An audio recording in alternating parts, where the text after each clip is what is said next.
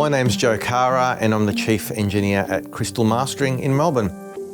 I've been mastering for about 30 years now, and my journey started in the early 90s doing cassette mastering, where I progressed to CD mastering and then just mastering in general, and these days I'm even working in Dolby Atmos.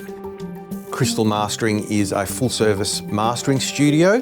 We do mastering for streaming, for vinyl, as well as surround formats like 5.1 and Dolby Atmos. Some of the clients I've worked with include King Gizzard and the Lizard Wizard, Amel and the Sniffers, Courtney Barnett, the Slingers, Genesis Owusu, the Murlocs, Teskey Brothers, and heaps more. Over the years, like many studios, we've tried to improve the room and we've added to the room. The acoustic treatment and the acoustic signature of the room was pretty spot on. But having used the room for some years, there were certain niggles and things that, come to the fore and you want to just get absolutely perfect. So after playing with a few different acoustic devices to try and help the room get even better, I landed on PSI audio active bass traps, and they essentially helped tighten that little bit of bass that I always wanted to get perfect, a little bit of a room resonance that was sitting there.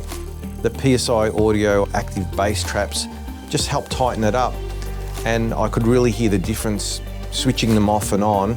All those little niggles that I had seemed to disappear and seemed to flatten the room right out. As a mastering engineer, I cover lots of genres, and some of that work includes doing electronic music, which has really deep bass lines and a lot of subsonic content. And so to master that accurately and to know exactly what you're doing EQ-wise, hearing content from 20 hertz all the way up is very important, particularly when you're trying to identify rumble and resonances and things that might cause translation problems on playback systems. Even though the room was sounding pretty good without the traps, with them in the room, there's a level of articulation and definition that really assist nailing those problem frequencies. For any audio engineer that is really striving to get a high resolution monitoring environment, I would definitely advise checking out the PSI audio bass traps. After using them for some time now, I couldn't imagine working without them.